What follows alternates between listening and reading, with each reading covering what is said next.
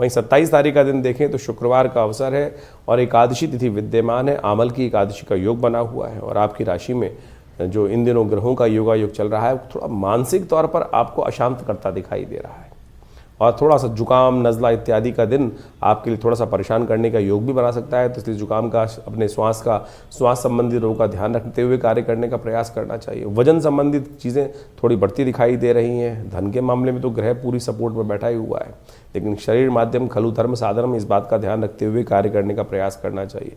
आमल की एकादशी है। ब्रह्मांड पुराण के अनुसार से इस दिन आंवले का पूजन, जो शुक्ल पक्ष की एकादशी के दिन कहा जाता है, और ब्रह्मांड पुराण के अनुसार से इस दिन खास तौर पर कहा जाता है आरोग्यता प्राप्त करने का सुंदर योग बनता है।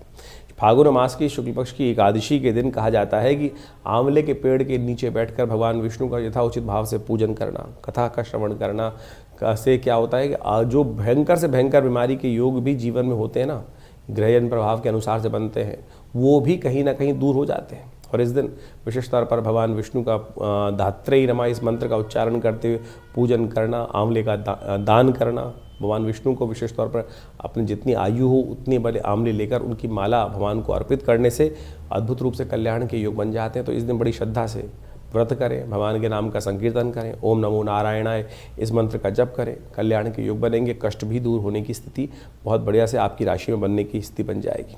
अपने नाम से इस दिन विशेष तौर पर कोई जीवन में कष्ट चल रहा हो तो कहा जाता है कि आंवले को अपने वजन के बराबर आंवले का दान करने का प्रयास करना चाहिए।